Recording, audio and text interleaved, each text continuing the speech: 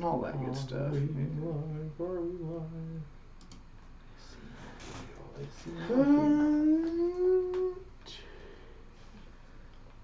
We are live officially. Probably been live for a couple seconds, but yes. Uh-oh. Maybe. Are we up and running? I don't know. It's not coming up on my phone yet, but that don't mean much. Knowing my phone. Yep, we are on mine. Yes. All right. Hello. Hello, everyone, and welcome to this week's edition of the Just Two Marks Wrestling Recap Show. I am the Athletic Geek, and I am joined once again this week by Jedi Jason Kruger. Hola, mi amigos. That's from El Gringo Malo. And yeah, this week. There we go. This week, we are going to, even though we haven't talked really about what's happened on WWE programming for the last couple of weeks, we're still going to give our WWE Stomping Grounds predictions because why not? And also, we're going to discuss a lineup of the G1 Climax in New Japan Pro Wrestling. Much more excited about that than Stomping Ground. Hey, I mean, Fighter Fest is coming up. Fighter Fest is next week. That's also more exciting. Might even do a prediction show next week for Fighter Fest. Should. Depending on how good or bad the Fair. WWE programming is. But we squeeze it in anyway. if you've never seen this show before, this is the Just Two Marks Wrestling Recap Show. Jedi and I have been watching wrestling together for around 15 years. We love pro wrestling. We love talking pro wrestling. We love sharing our love of pro wrestling with other passionate pro wrestling fans like you, the viewer.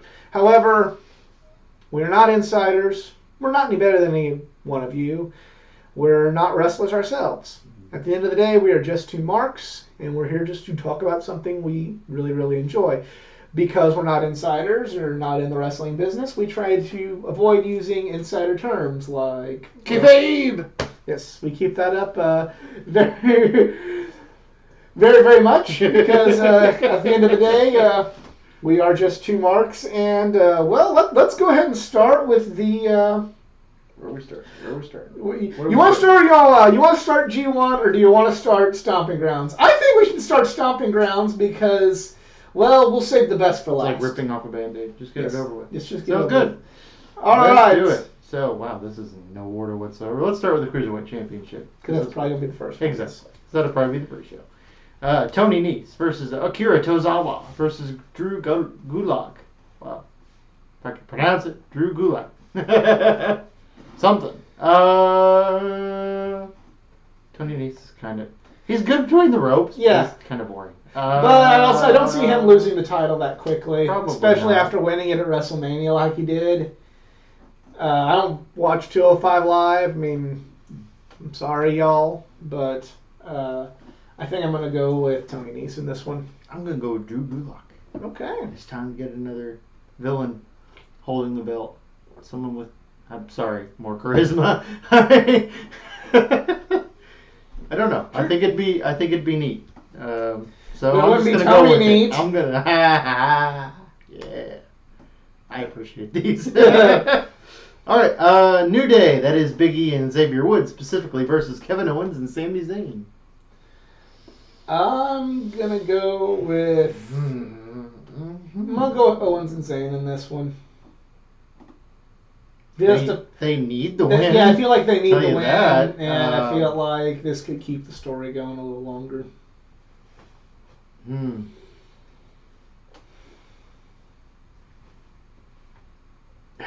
Yeah, what's gained through Big E and Xavier winning the match? Yeah. I mean, part of me really thinks they're going to let Big E and Xavier win, but I got to go with Owens and Zayn, or my head's going to explode, so I'm going to agree with you on that one. SmackDown Live Tag Team Championship. Daniel Bryan and Rowan. That's right, they're the SmackDown Tag Team Champions. Versus Heavy Machinery. Daniel Bryan and Rowan. I'm going to go with Heavy Machinery just because I don't have the faith in WWE to build up the tag division around and act as good as Rowan and Bryan. I feel like they'll just go like, oh, two big guys. Fuck yeah. The Caterpillar. Yeah, that's kind of... not that Heavy Machinery down the road would not be a good choice. I just feel like rather than let Eric Rowan and Daniel Bryan be Eric Rowan and Daniel Bryan and help elevate the tag belts. If you're not going to put any effort in the tag belts, at least keep them as kind of the kings of the division and let them be dominant champions. I don't have the faith that they're just going to keep hot potatoing those belts because they're worth about dick right now. New tag team pitch: Matt Hardy and Senior Benjamin. Yes. That was funny. In case you don't watch SmackDown and don't know what I'm talking about, Matt Hardy called Shelton Benjamin Senior Benjamin. Well, Senior Benjamin is his gardener. I know. But, which Senior Benjamin do you want, though? I'll take either. Okay. I'll take either. Not like the tag belts mean anything, so fuck it, The one match on this show that I actually probably will watch later after the show's over because I have other things to do this Sunday because it really doesn't excite me. Sorry. No. But the one match I will go back and watch, if it's any good, Samoa Joe versus Ricochet for the United States Championship. I mean, if any match on this card sounds interesting. I am going with Samoa and Joseph in this one. So am I. I don't think it's quite Ricochet's time yet. No, I mean, not Joe, yet. yeah. And we're not going to talk. And we're not going to talk about the leaked Ricochet video. That's just not the time or the place for this. I haven't heard about this. Yeah, we'll talk off camera. But yeah, Samoa Joe right now. Ricochet needs to be in the chase. First time out. This is not going to happen. Boring Reigns versus Drew. Who cares, McIntyre? I mean, sorry. Roman Reigns versus Drew McIntyre in a WrestleMania rematch. If we're being honest, one of the most. Well, I didn't watch the match at WrestleMania. Well, hey, you have another shot now. I'll go up and make sure. I will make sure that the living room to the fridge takes longer for beer than going from my seat to the concession stand. It's Roman Reigns. That will be a feat. It's Roman Reigns. I hate that they're using Drew like this, but I mean, Roman did just, albeit not cleanly, did just lose to Shane McMahon at the Blood Money show. Yeah. I mean, the Saudi show. So, but it'd be hard to see anything else. I see this as how Roman's going to get his momentum back. I see. Rumor and innuendo says Shane's going to get the title. The way I see it is I see Shane beating Kofi, and I see Roman beating Shane, and then now, after however long it's been, they're back to where they wanted to be at that time last year. It's like Roman's the man. Going into Foxville, they know that Roman's the man, even though he is complete garbage. At least as what they want him to be, he's the man, and he beat the McMahon to do it. So once again, he can for crowning Roman Reigns part 3,986, he can beat a Authority member again. He's beat the Authority. He's beat a McMahon. He's beat Brock Lesnar. Some bitch, people. He must be the greatest thing of all time. Yeah, I'm going to have to go with Roman, too. I Unless agree. they really pull a rabbit out of their hat and do something interesting with Drew. And they're never going to do anything. Interesting and Roman Reigns don't go together unless they turn him into a villain. There you go. All right. So, moving on to the women. SmackDown Live Women's Championship, Bayley versus Alexa Bliss with Nikki Cross in her corner. Going Bayley in this one. I feel like something's going to happen with Nikki and Alexa and start that program and say something down the road. I mean, yep, I can't disagree it's with too, you. I mean, I have zero faith in WWE, but it's way too early to take the belt off of Bayley. She did just cash in and win at the last not Blood Money funded pay-per-view. Plus, then you got that weirdness where Alexa's still technically a Raw person with the SmackDown Women's Championship and all that. Wild card rule, motherfuckers!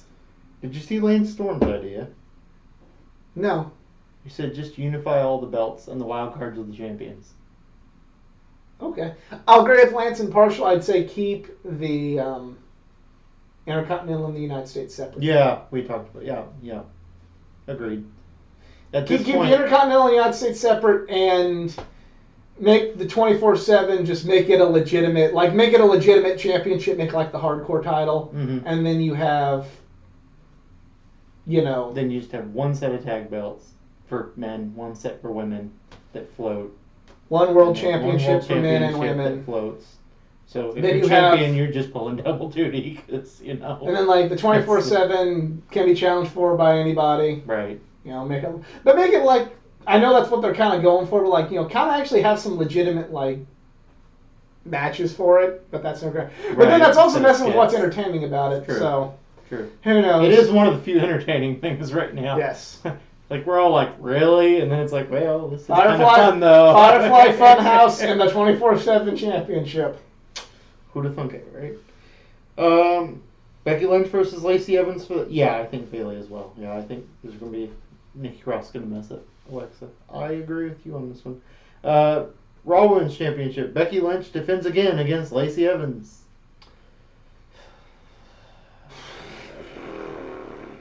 Lacey Evans, I like the character. Mm-hmm. I like kind of the idea behind putting her with Becky. Lacey needed more time to develop in NXT. Mm-hmm. A lot more time. If Lacey didn't look like she did, she probably wouldn't have been brought up as soon as she was. That being said, again, I don't trust WWE to keep something. And I'll admit, Becky has lost a lot of momentum. Mm-hmm. If this were the Becky we were getting before WrestleMania, you bet your bottom dollar the women ain't main eventing. Yeah. Because this is like... And it's not her fault. It's the fault of just the writing. WrestleMania, she's been feuding with Lacey Evans. I mean, you're only as good as your opponent half the time. I mean, I'm just saying. Again, maybe it's just me like wanting to be. I mean, I'm already a bit pessimistic, but now like the WWE programming has made me like an eternal pessimist. I'm going Lacey Evans in this one. I actually am too. I don't trust WWE to keep a good thing going. I don't trust them to let Becky be the face of that division and keep running with it and establishing that belt as being as important as the men's title. I see them giving it to Lacey, and that hard work that had been built up for the last 9 months. Well, I guess I have more faith than you, because I was expecting someone to interfere and cost Becky the match so she could transition to something else. Maybe that's just me being wishful. You think Becky should go villainous? No. Oh. I'm thinking some other villain should cost Becky the match and start a grudge feud with her, and Lacey can play champion against someone else. I'm thinking that Lacey needs to go play somewhere else and continue developing herself. To be a realist here. Yeah. Eric, I see you. The only other option is they literally go with the... Eric, I don't know how many times I have to tell you, I don't know who the fuck this dude is you're talking about. I'm the Athletic Geek. Get Shane off TV. I didn't say Becky was all hype. I'm saying she's just lost some real momentum. Everybody in the WWE has lost momentum. Compare where everybody was at after WrestleMania to now. It's like one of the biggest drop-offs I've ever seen. You think she's keeping it till SummerSlam? I mean, you might be right. You might be right. Yeah, that's one. Well, we have one Lacey fan at least in here. So yeah, let's see next. She might be good at house shows for all I know. I mean, everything I've seen leaves a lot to be desired. But I concede I like the character and the idea behind the character, and it's a good foil to Becky Lynch. It's just she needs to be a little bit higher up on her skill set. It could be that when she's not over-scripted that she's a little bit better. It did say a house show. I mean, live events sometimes when they take the... I mean, not not saying that some people that were about not saying she's a bad character. I'm saying she's pretty in the ring at best. She's kind of all the women in NXT, she was probably one of like the most. Yeah, I mean, she needed work. I mean, her showing in the first Mae Young Classic was pretty good, but they had a lot of time to rehearse. Yeah. So, anyway, yeah, I guess I'm gonna go with Lacey as well. Okay. Part of me thinks they may just let Becky beat her and retain, and just be like, okay, we're doing something else now. But that almost seems too unlikely. All right, it's too logical, so it's too unlikely. Right. I'm a little scared of what kind of illogical things they're going to do on this show, to be honest. So let's go with the main championship, shall we? How about the WWE Championship, where Kofi Kingston will face Dolph Ziggler in a steel cage? Going Kofi. Dolph's never win that title. No, he's not. Dolph's never win that title. No, sorry. I like Dolph. He's going to go back to... I like Dolph. Go ahead and stand up. So, we were talking earlier about Roman Reigns and how we expect him to be WWE Champion soon, but what about his Shield brother? She's with everybody, like the people like her. She's probably in the 2 best women's matches I've ever seen in my life. So I'd say probably 3 actually, that stretched from Evolution to TLC to the Royal Rumble. So, I mean, yeah, tell your opinion. We'll just have to agree to disagree on that one. I think she has lost momentum because the whole roster has lost momentum, and her kind of not really having a whole lot to mess around with. Back when they were using her real hot before WrestleMania and fucking the whole, storyline leading up to that, yeah, it was great. But the whole product has... You expect to drop off after WrestleMania, but this was like ride and hide where you could feel optimistic to just... Right. Well, the ending didn't help any of WrestleMania, but still. Yeah, Fighter Fest is next week. I agree. At least. Exactly. So anyway, speaking of Roman Reigns' Shield brother, who's currently Universal Champion, with a mystery special guest referee, will he still be Universal Champion after he takes on the force that is Baron Corbin? I believe he will beat Baron Corbin. I'm going to go Baron Corbin. Yeah, I mean, how much worse could it get? Baron Corbin could be Universal. Yeah, there you go. That's how much worse it could get.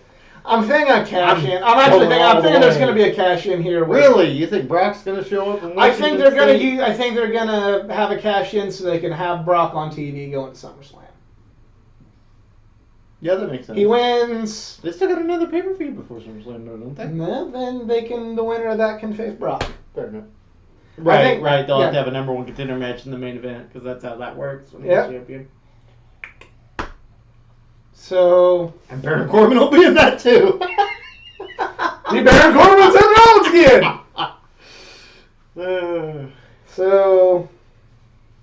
I'm going to stick with Baron Corbin. Sounds like you're going with Brock Lesnar. Maybe. I'm going with Seth Rollins and then Brock Lesnar. So yeah, that's... You'll probably be half right at least. So yeah, that's it for that. So let's get to something good. Let's get to something that's exciting. Right. So this past week they have announced I'll put that there so we can both look at it. I'm not trying to look at it in that way, even though if we get to the point where we're shipped in a fan fiction sort of way, that means we've arrived. We have arrived. All right. You have not made it until you've been shipped by psychotic fans. Yeah, no offense if that's your thing, but get on that, I guess, fans. Yeah. Go psycho, whatever. All right. The participants for the New Japan Pro Wrestling annual G1 Climax have been officially announced. Now let me explain this for all you people who know nothing about New Japan.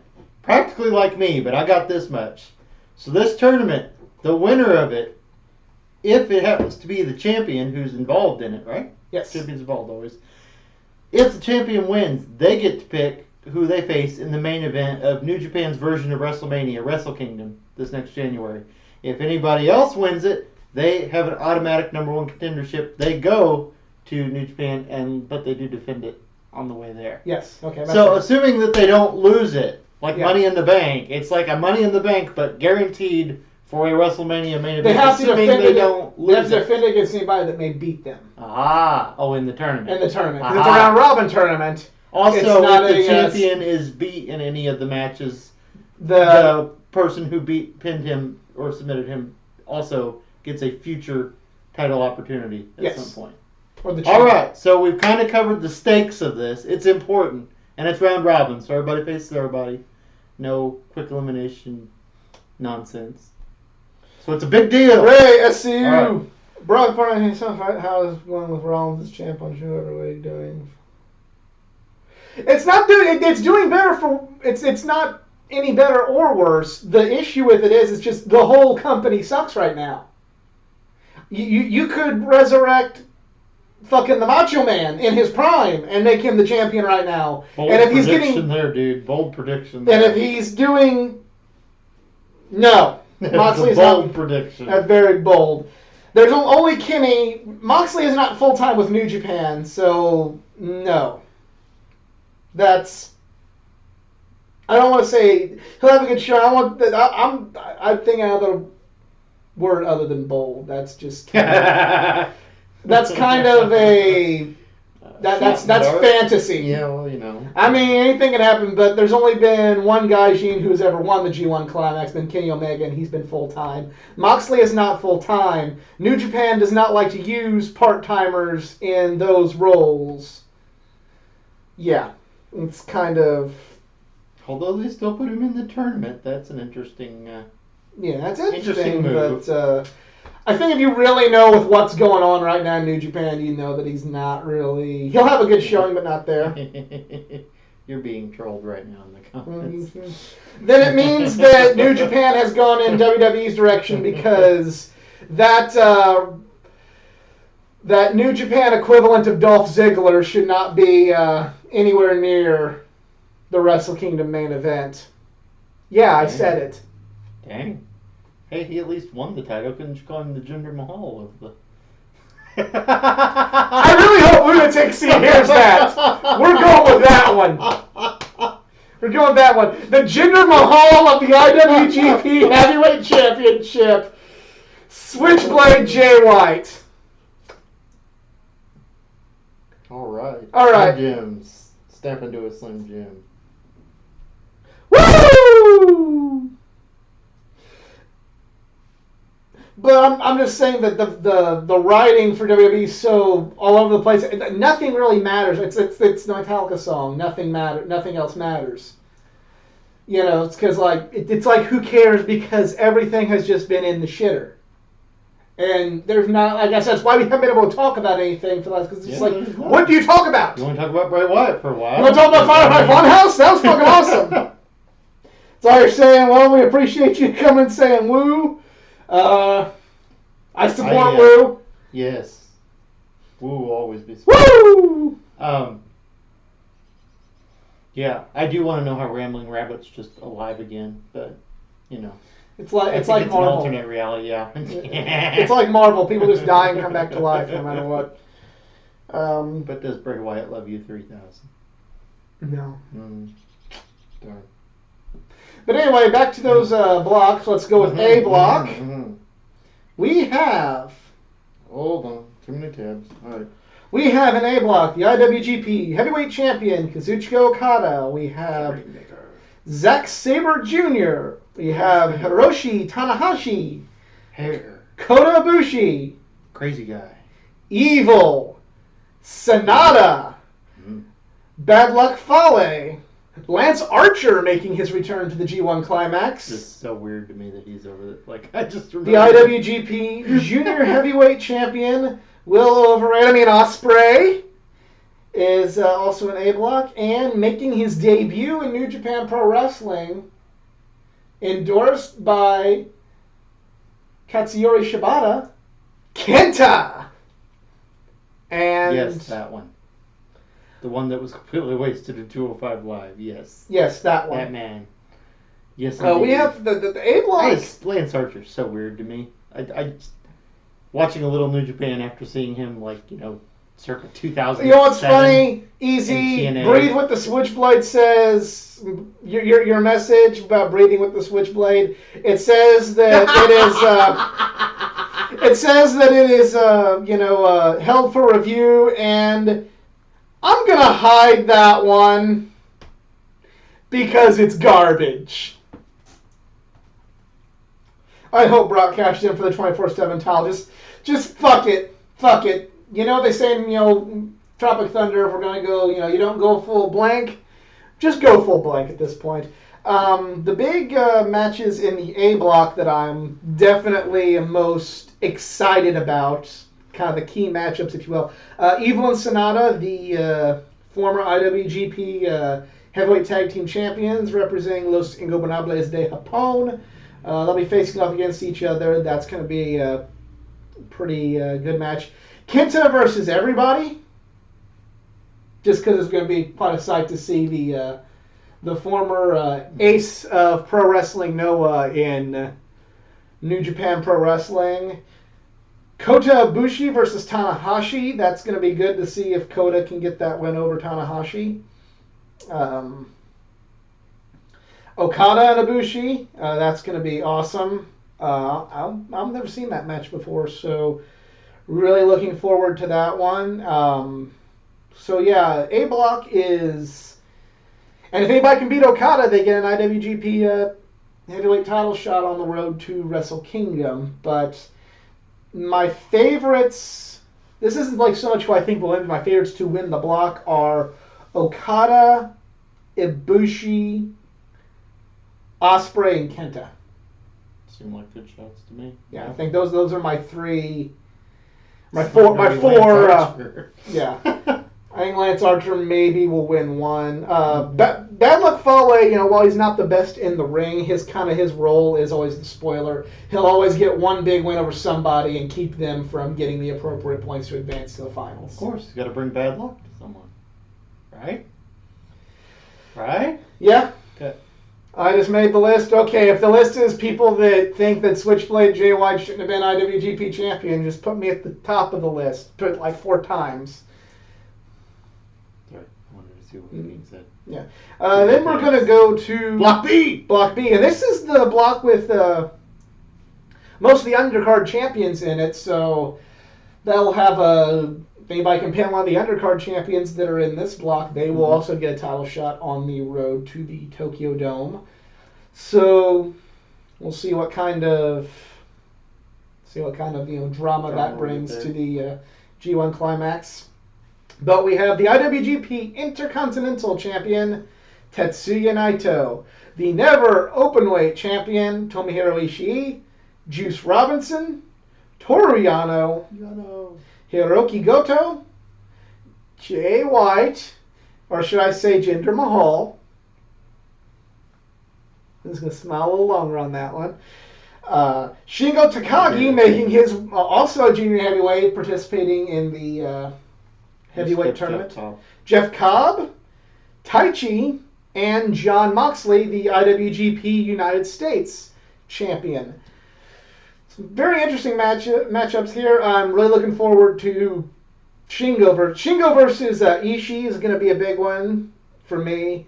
Moxley versus Naito, another big one. Jeff Cobb versus Ishii. I really cannot stand Toru Yano, so I was kind of with that. Fuck that. I see Taichi kind of being the cowardly villain, but similar, but he'll be the spoiler like Fale, only just instead of in a big imposing kind of role, he would be the just kind of cowardly beat somebody similar to Toru Yano. My favorites in this block, I think Moxley could win the block, but he won't win the tournament. I don't see them I don't think he's going to win the block, but maybe. I don't see them giving someone the Tokyo Dome main event who's not under contract. Wouldn't think so, no. I could see him taking the United States title to Tokyo. On the bright side, now that Ibushi's under contract. Yeah, exactly. So I say Moxley is just the favorite to win the block. Okay. Naito, I believe, is the favorite to win the block, and then probably number 2 would be, maybe number 3 would be Jay. Shingo could also maybe make a big splash and possibly be my dark horse to win it. Makes sense. Yeah. Makes sense. Yeah. So, but I'm getting better at this. Yeah.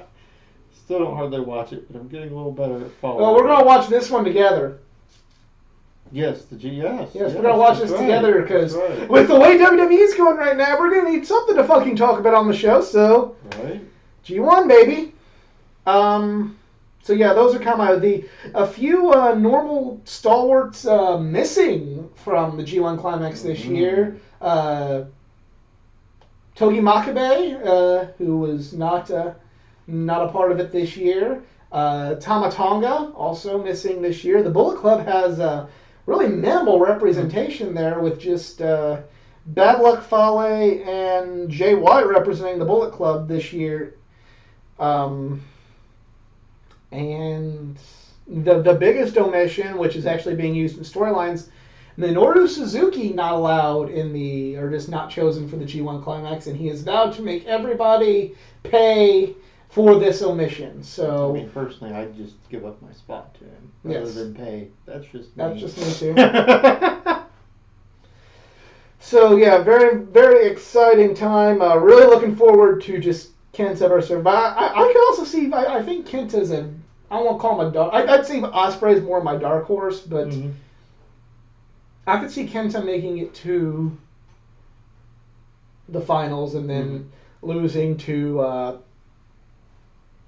Naito or somebody there as well. But if I were to right here and now pick my finals and my winner,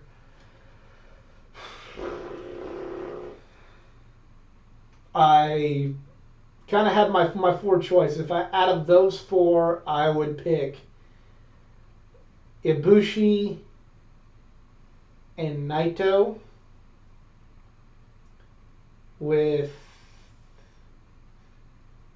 just because I feel like Naito's going to be the tragic story and he just never gets, he never gets that moment.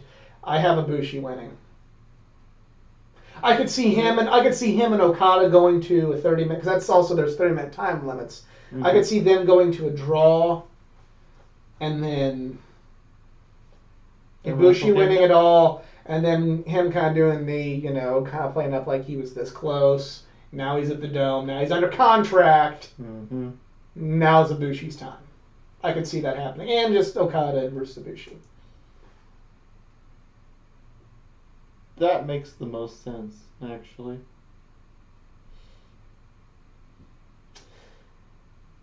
Well, each tournament, one of these years, each tournament in New Japan represents something different, and it's just how they do storytelling. It's not Western wrestling. I get what you're saying, Eric. It's not. If you're used to WWE style wrestling, a lot of it's going to be weird for you, but that's just kind of how they. That's the easiest way for them to tell stories. You have the Tokyo Dome, the New Japan Cup single elimination, and normally it only doesn't involve any of the champions, and then the winner gets a title shot they're choosing. They have the best Super Juniors, that's round robin. Then you go to the G1 Climax, that's round robin, and then you just up until the World Tag League in December, you just kind of have regular wrestling from there. So the tournaments are how they just basically determine number one contender. I feel like I'm just going to say more sports oriented. Yes, it's a lot more like a sport, and it's like here's the standing, and here's how you get to this at this point in time in the year. Whereas WWE's based. Killing babies and I don't know, whatever skits. I'd rather there be tournaments than the bullshit going on in WWE right now. So there you go. It's going to be interesting to see what hybrid AEW comes up with on their weekly television. Because they sure talk like they're going to be more New Japan, like sports oriented. I'll believe that when I fucking see it. Right. But yeah, they're clearly Western. So what are we going... I'll be interested to see what that's going to end up being. Yes. Anyway. It's you. So yeah, that's pretty much well, and that's me as somebody who follows New Japan. Jedi, from you, who's just kind of getting introduced into the product. Who do you have winning each block, and who do you have winning it all? Is the completely early?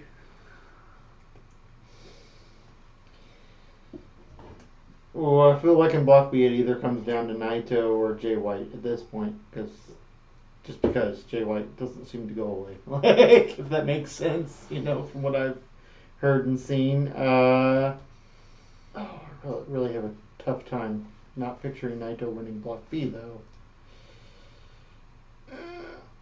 I'm going to go with Jay White. I don't know why. I'm going to go with Naito's story so tragic he doesn't even make it out of Block B this time around. Block A. Here's something else to consider. I'm going to go with Okada. I'm going to go with Okada winning it. It's about time the champion won. And let's see where we go from there. Okay, so he wins that and then he wins the whole tournament? Mm-hmm. Okay. That's what I'm going to go with. Has it ever actually happened? Not since they've added that stipulation. It used to just be the G1 Climax was just a big tournament. Not since they've added the Tokyo Dome stipulation has the champion won. Hey, here's another eventually. Here's another interesting. For now, we'll see what I say when I start seeing things. Here's an interesting scenario that could happen. Jay White wins the tournament. Mm-hmm. Let's say Naito beats Jay White on the way there. All right. Yeah. Then Naito's Intercontinental Champion. Jay White has the contract. They do title versus contract. Naito doesn't win the tournament, but then he defeats Jay White for the contract. And then that leads to, because one of the big hypes with Naito is he says he wants to hold the Intercontinental and heavyweight title at the same time. That's true. He could go wrestle Okada title versus title, and then for the new beginnings after the Tokyo Dome, you have a ready-made storyline in place where not only Jay going like, hey, I won the title here last year, you made a title shot, but hey, I may have lost my title shot, but I'm still the G1 Climax winner. Right. Makes sense to me. Yeah. So this to me is the year where the tournament is a lot more wide open. The G1 Climax is. Dude, I'm down to talk about the AEW Tag Tournament. That's what they said they're going to do when they start getting TV, right? Yeah. So you got the Young Bucks, you got the Lucha Bros, you got looks like Luchasaurus and Jungle Boy on Being the Elite as a tag team. Oh yeah. Okay. You got the Super Smash Brothers. Oh yeah. They had their awkward debut. Yeah. That was weird. You got Best Friends, Jack Evans and fucking someone help me out. Jack Evans and Helico. Yes, thank you. Yeah, so I mean, how many tag teams is that? That's quite a number right there. I think you feel like you need 8 to make the tag team title, that make this tournament work. At least 8. And yeah, I agree. Let's see. Looking real quick. Oh, SCU. SCU. Well, half of them or 2 of them. Mm-hmm. The other 2 guys was Shingo, or not Shingo, Shima. Yeah. Shingo, Shima, they're both Dragon Gate guys. Shit, man. Could always have like Havoc and Janela or somebody. Yeah, like have some thrown together ones, right. Or MJF doesn't have any friends. So Michael Nakazawa and somebody. See what I mean? He's still in there. They have 2 tag teams only.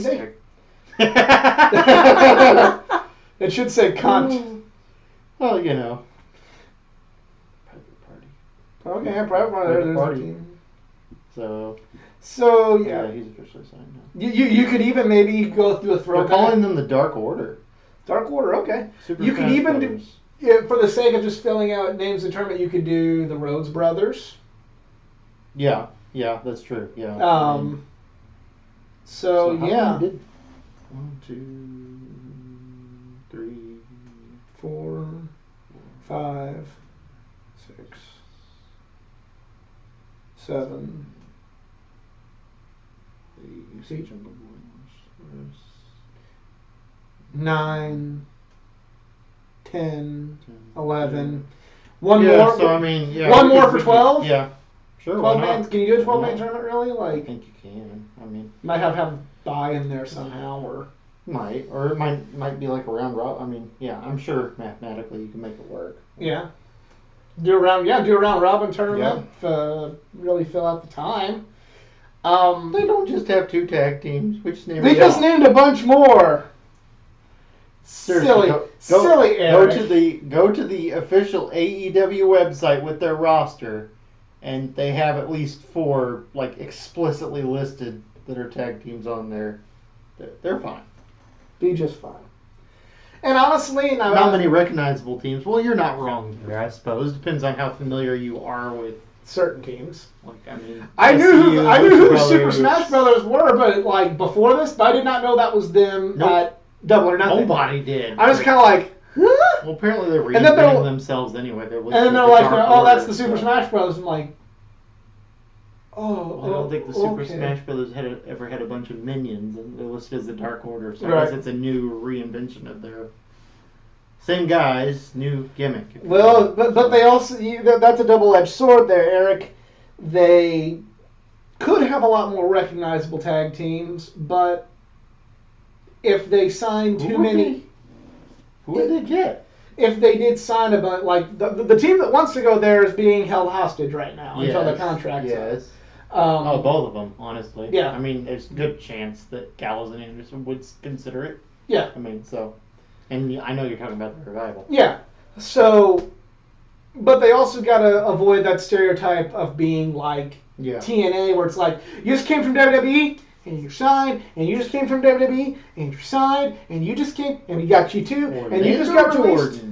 Yeah. Gunner Scott. No offense, Brett Albright. Just saying. Yeah. So. Yeah, they did change their name. It says Dark Order on the thing, which they have minions, so I guess they're going to be a cult something in the. Well, there you go. I mean, we'll see. Yeah. Honestly, I would if I knew. That's right. Beyond a shadow of a doubt that they were going to get the Revival, I'd have the Young Bucks be undefeated until the Revival came. And this be the we're shutting the Super Kick Party down. We are whatever we're being called right now. Yeah, makes sense. And like I said, you could you could tell a story of the Young Bucks think we got this. The Revival can't do what we do, and then when they get broken down, they're like, oh fuck.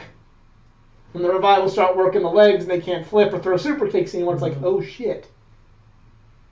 Yeah. Storytelling. I also want to see the Lucha Brothers versus the Revival. Oh yeah. Yes. That would be awesome.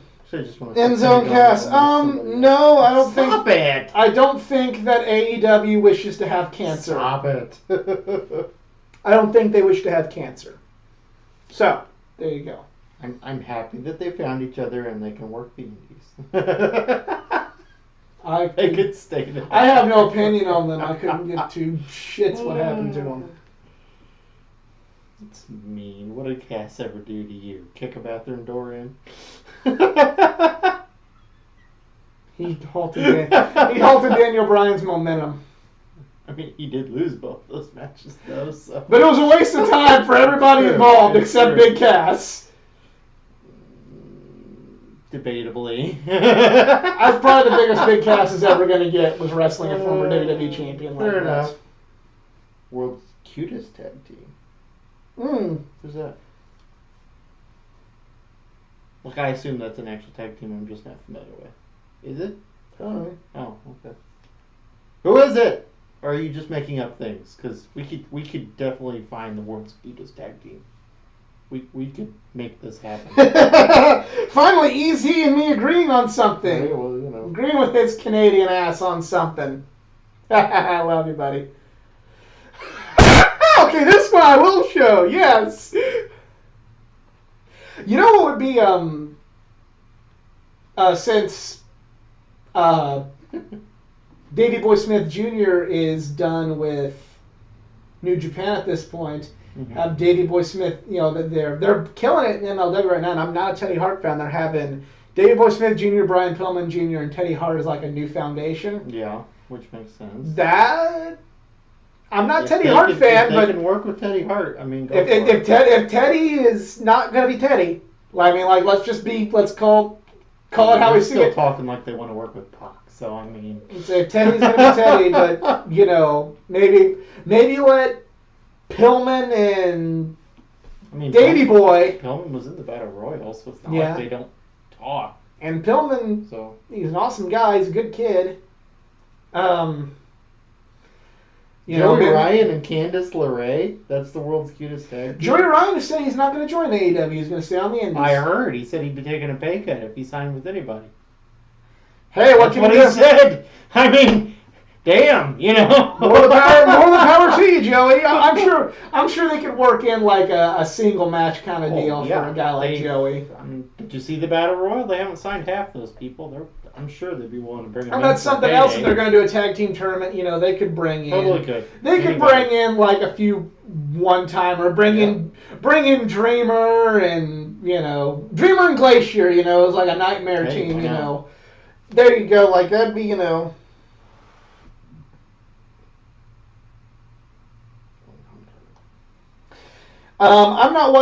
haven't watched anything Ring of Honor since the G1 Supercard because Ring of Honor is, without riding the coattails of the NWA or New Japan Pro Wrestling, is complete dog shit. I'm not lying to you. I wouldn't watch it. I haven't watched it since it's happened. So, yeah. And I don't give a fuck about those two never-wers against the Briscoes. So, I mean, hey... You want to watch it? You want to watch it? That's your bag. Different strokes, different folks. Variety is the spice of life. Bunch of other cliches. Enjoy it. You like what you like. Pay your money on what you want to pay your money on. I'll pay my money on what I want to pay my money on. Nothing that I ever would want to spend money on involves Cass XL and Enzo. I'll be a little sad if Joey Ryan doesn't make appearances in AEW every now and again. And Orange Cassidy. Just saying. ROH I got to see those guys have a match. It was amazing. When? Where? I found it on YouTube. Oh, it just popped up and I watched it. Apparently, orange juice can nullify the power of the penis. Nice. Yes. Take that with you today. Yes. What's so prestigious right now? Nothing, because they have another has-been wanting to take control of their product and make it similar to TNA and similar to old ECW. ROH's biggest problem since they've been bought by Sinclair has been, one, Sinclair don't give a shit about ROH. They're just filler for their networks. And two, Sinclair brings in somebody's like, you did wrestling on TV? Go. By God, we're going to make this like goddamn Smoky Mountain, motherfuckers! And they're like, bro, we need to gonna make this hardcore, and then we're gonna try and get Hogan for the Garden. And then he can just beat Marty Scurll. It's so awkward how Sinclair suddenly noticed wrestling was getting hot, and then AEW came along, and now it's just kind of awkward. Of course, on the flip side, New Japan making a lot of headway over here in America, and then AEW. New Japan Pro, and that brings me to my next point. AEW needs to make tag team wrestling a priority because that's the one thing that is not being used well in wrestling right now. New Japan Pro Wrestling doesn't have a good tag division. We know WWE doesn't. WWE, enough said. So this is where... No offense to the Street Profits. But yes. I mean, even you guys are struggling a little down there in NXT. So if AEW makes tag team wrestling the thing in their company, and that really makes them stand out, have tag team main events, have good tag team wrestling, that could be what differentiates themselves even more from WWE especially, because New Japan I see still, may not exactly competition, but just... Considering two of their vice presidents are tag team specialists, one would hope that's, I mean... This is their chance because even in the most niche of markets, you're going to have like a certain degree of fans going like, that's a good match, but Okada and Ibushi had a 3,000-star match at Corkin Hall, so on that... Would have been 4,000 as the Tokyo Dome. Exactly. So they can tag team wrestling is where they can stand out because there is not really a good tag division in major wrestling right now. So. Your son wants to know about the championships and toys. Well, they're the plastic kinds, but that's an Intercontinental belt. We got Macho Man. Ravishing Rick Rude, Mr. Perfect, Rowdy Piper, and the British Bulldog. And then in the packages up here, I have commemorating the first championship wins of all of them. I have a Rollins, a Daniel Bryan, a Chris Jericho, and a Shawn Michaels. Down here on this level, I have, and they're going deep, you can barely see them, but here in the front row, we have Undertaker, Rock, HBK, AJ, Bryan, Rollins. We got Owens, Ambrose, Finn, Austin, Dude Love, Sting, Flair. And in the back, to where you can't really see it all, we got Savage and Warrior as the Ultimate Maniacs, Brian Pillman, 1-2-3 Kid, Nakamura, Joe, and Sami Zayn. My theme here is on one side, it's all the wrestlers I grew up watching. On the other side, it's all the independent and international guys that I liked. Before they signed with WWE, it's their WWE figures. So that's the story with that. And then up on top there, that's the world title signed by Ray, Booker T, and Kevin Nash. Going to an indie show with Steamboat here. I'm hoping to get Steamboat's signature on that one as well. So that's the story with all the figures. And this is El Gringo Malo. It's El Gringo Malo. It's a wedding present from one of our mutual friends. JC of the Deluxe Asterix. That's right. This was my backyard wrestling character. Very beloved. Mm-hmm. Yes. So and he wore Sabu's pants, and that is not a rib. No, not at all. Not I literally won them at a raffle sweepstakes thing at an indie show we went to, where he made like an appearance. Not even a match, an appearance. And we helped set up the ring. We did. We got there early, and they were like, "Help us set up the ring," and they had no organization whatsoever. Terrible show. They sold us advance tickets for another show that never happened. Never got that money back. It was an interesting night. But the biggest thing was, speaking of Sabu, we saw him backstage smoking weed. Yep. And the next show I got to hear one of the other wrestlers at that show complaining about how at least 4 of the people wrestling that night were high, and he was not working with any one of them. Right. Which wrestler was that? Oh, what's his name? Taller black guy. Oh, the one that's in prison right now for murder. Is he really? Yes. Oh. So that's a downer of a note. At the time. Yeah, I mean, I agreed with him wholeheartedly when I heard that. And that's pretty much it for us this week. Yeah. We went places there in that last bit. Yes. That's pretty much it for us this week. If you enjoyed this video... They want your P.O. box so they can send you figures. Get with me. Get in touch with me on social media. There you go. We'll figure something like that out. And if you want to send me that End Zone Cast figure, you might as well just want to leave that there with somebody who's gonna appreciate it. And I mean that sincerely. You don't send me something that something like that because it's not coming on here. Send it to him. If he doesn't want it, I'll take it on to my kids. They'll play with it. Okay. Your kids can have tea parties with End Zone Cast. That's right. There you go. You know. Oh yeah. Yes, there you go. Friends with Barbie and everybody else. My youngest, her and her dolls. Yeah. That's all she does.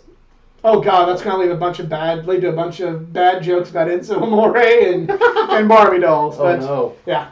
That's going there right now. Yeah, he was innocent. That's basically what happened.